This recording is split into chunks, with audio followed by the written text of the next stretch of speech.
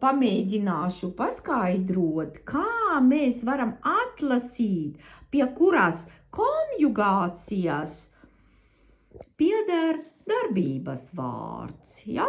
Nu tā, piemēram, nolikt, ja? Bet likt pie pirmās konjugācijas pieder darbības vārds, kurām vienā tikai viena zilbe. Tas ir pirmais. Otrais, kā burtu galotnes priekšā būs līdzskanis.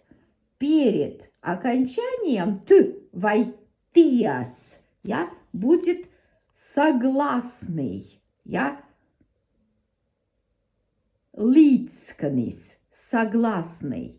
И vismaz viena зилбе, и один слог. Вот в этом случае глагол относится к первому спряжению. Pieder darbības vārds pie pirmās konjugācijas. Ja? Piemēram, vēl, tā, stāvēt, tiešām nav pirmā, ja? Stāvēt. Kāpēc nav pirmā? Tāpēc, ka divas zilbes, bet mēs zinām, ka pirmā konjugācija ir tikai viena zilbe, ja? Viena zilbe. Bet otrais pierādījums, ka pirms t priekšā t stāv patskanis. Ar гарумzīme, ja? Patskanis. Гласная стоит перед окончанием т vai ties.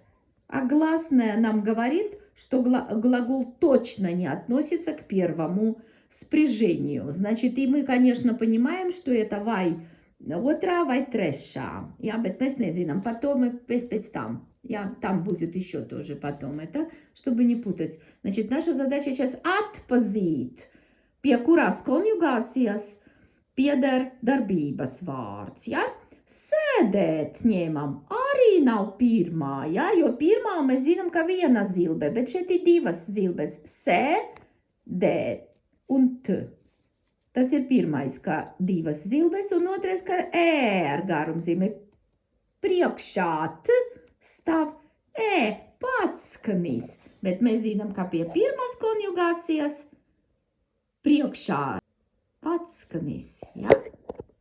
Stāv patskanis, ja? Sēdēt, arī nav pirmā.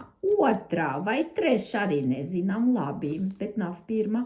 Kustināt, tad šeit ir skaidrs, tur trīs zilbes, kustināt, ja?